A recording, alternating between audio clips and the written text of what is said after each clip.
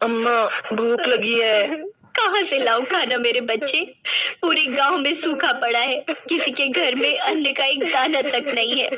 अम्मा, एक रोटी दे दो बस। ऐसा मत बोल मेरे लाल, मैं करती हूँ कुछ, लाती हूँ कहीं से, तू रुक।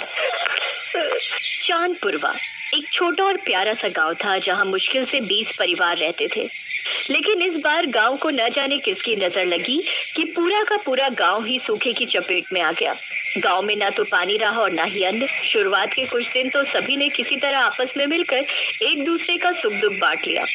उस्मान ने अपने बच्चे से रोटी लाने का वादा तो कर दिया था, लेकिन वो अपने लाल के लिए रोटी कहाँ से लाए, यही सोच उसे परेशान कर रही थी। तभी आखिरी उम्मीद लिए वो गांव के मुखिया हरिलाल के घर की तरफ चल पड़ी। मुखिया जी राम राम। हाँ बहन, कैसी हो? बताओ क्या बात है? मुखिया जी, आप तो जानते ही हो कि गांव में सूखा पड़ा है। मेरे बेटे ने कल से कुछ नहीं खाया है।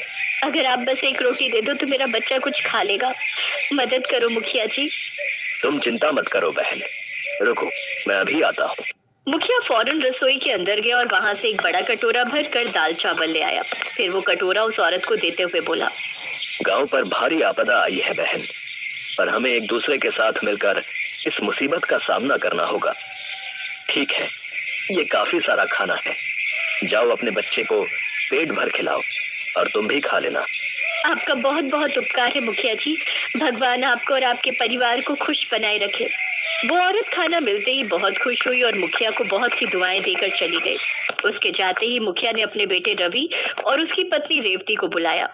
रवि, गांव में पड़ा सूखा अब जानलेवा होता जा रहा है, कुछ करना होगा। लेकिन इसमें हम क्या कर सकते हैं पिताजी? सबकी अपनी अपनी किस्मत है। चलिए आइए खाना खा लीजिए। नहीं रवि, मैं इस गांव का मुखिया हूं। जब तक इस गांव का एक भी बच्चा भूखा है मैं खाना नहीं खा सकता। तो आप क्या चाहते हैं पिताजी? हम अपनी सारी संपत्ति इन भूखे नंगों पर खर्च कर दें? इतना सब करने को मैं नहीं कह रहा। मैं तो बस ये चाहता हूं कि जब तक ये मुश्किल वक्त है हमें अपने घर की रसोई गांव के लोगों के लिए खोल देनी चाहिए। बहू रेवती, तुम एक काम करो, घर में काफी अनाज है, तुम गांव की कुछ और औरतों को साथ ले लो और सबके लिए खाना बनाओ। और जब तक मेरे घर में अन्न का एक भी दाना है तब तक मेरी रसोई से लोगों का पेट भरना चाहिए। हरिलाल की बात सुनकर रेवती ने कुछ नहीं कहा और मुंह बनाकर वहां से चली गई। हरिलाल ने उसे देखा और वो समझ गए कि रेवती उनकी बात नहीं मानने वाली। पर समस्या ये थी कि मुखिया जिससे कह सकते थे वो उनकी बात नहीं सुनती थी, और जो उनके आदेश पर अपनी जान दे दे उस बहू से वो बात नहीं करते थे। दरअसल मुखिया के दो बेटे थे, बड़ा रवि और छोटा कवि। मुखिया ने बड़े बेटे रवि की शादी रेवती से करा दी थी, जबकि छोटे बेटे कवि ने कल्पना से उनकी मर्जी के खिलाफ शादी की थी। इसी बात से नाराज होकर मुखिया ने कवि और उसकी पत्नी कल्पना को घर से बाहर निकाल दिया था। कवि और कल्पना उसी गांव में एक छोटे से घर में रहते थे। उधर मुखिया की बात सुनकर, देखिए जी, एक तो पूरे गांव में सूखा पड़ा है, हम अपने लिए राशन बचा कर रखेंगे या पूरे गांव की जिम्मेदारी उठाएंगे? और ऊपर से ससुर जी कह रहे हैं कि मैं रसोई में सारे गांव के लिए खाना बनाऊं। मैं साफ साफ कह देती हूँ कि मुझसे नहीं हो पाएगा ये। अरे तुम चिंता क्यों करती हो? मैं खुद ही मना कर दूंगा पिताजी को, वो तो सठिया गए। मुझे लगा था कि कवि को अलग कर देने से सारी संपत्ति मेरी हो जाएगी, पर ये तो जाते जाते गरीबों पर सब कुछ लुटाने पर तुले हुए। रवि और उसकी पत्नी रेवती ने मुखिया की बात मानने से इनकार कर दिया। ये बात मुखिया को बहुत बुरी लगी। अब उन्हें चिंता सता रही थी कि गांव वालों का क्या होगा। तभी गांव की एक बुढ़िया मुखिया के पास आई। मुखिया, एक रोटी दे दो, 2 दिन से कुछ नहीं खाया है। रुको अम्मा, मैं अभी अपनी बहू को कुछ बनाने को बोलता हूँ तुम्हारे लिए।